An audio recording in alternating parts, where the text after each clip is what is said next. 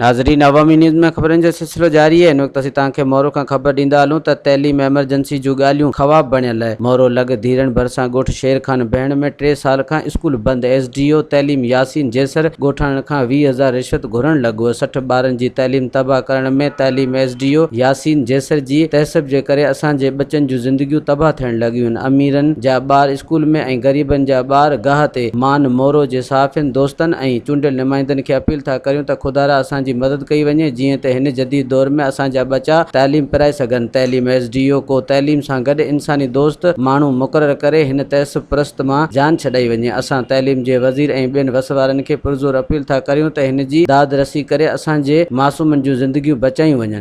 वधीक ख़बरनि ऐं तफ़सील जे लाइ विज़िट कयो असांजी वेबसाइट awami news hd.com ऐं ॾिसंदा रहो अवामी न्यूज़ HD।